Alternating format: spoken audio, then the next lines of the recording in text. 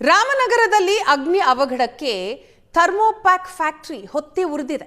ಕಾರ್ಖಾನೆಯಲ್ಲಿದ್ದಂತಹ auto, bike, Bolero ವಾಹನ ಅಗ್ನಿಗೆ ಆಹುತಿಯಾಗಿದೆ. ರಾಮನಗರ ತಾಲೂಕಿನ ಬಿಡದಿ ಕೈಗಾರಿಕಾ ಪ್ರದೇಶದಲ್ಲಿರುವಂತಹ ಕಾರ್ಖಾನೆ ಇದು.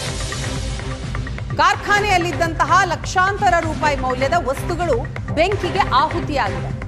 ದೃಶ್ಯದಲ್ಲಿ ನೋಡ್ತಾ ಇದೆ, ಬೆಂಕಿಯ ರಭಸಕ್ಕೆ ಅಕ್ಕಪಕ್ಕದ ಫ್ಯಾಕ್ಟರಿಗೂ ಕೂಡ ಬೆಂಕಿ ಹರಡುವ ಸಾಧ್ಯತೆ ಇದೆ. ಅಗ್ನಿಶಾಮಕ ದಳದ ಸಿಬ್ಬಂದಿ ಸ್ಥಳದಲ್ಲಿದ್ದಾರೆ. ಬೆಂಕಿ ನಂದಿಸುವ ಕಾರ್ಯ ನಡೀತಾ ಇದೆ.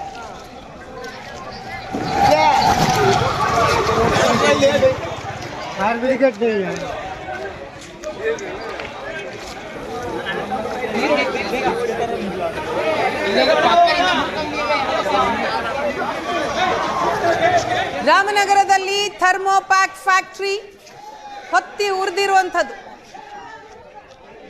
ಕಾರ್ಖಾನೆಯಲ್ಲಿದ್ದಂತಹ ವಾಹನಗಳು ಅಗ್ನಿಗಾಹುತಿಯಾಗಿದೆ.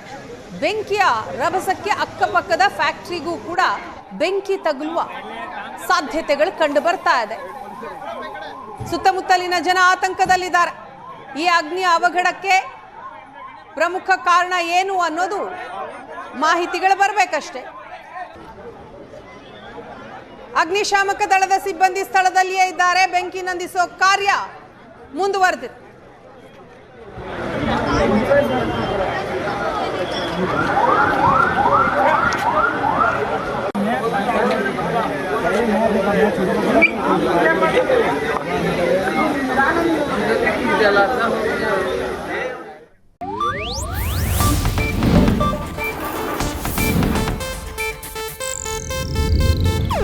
ಇದು ಏಷ್ಯಾನೆಟ್ ನ್ಯೂಸ್ ನೆಟ್ವರ್ಕ್ ಪ್ರಸ್ತುತಿ.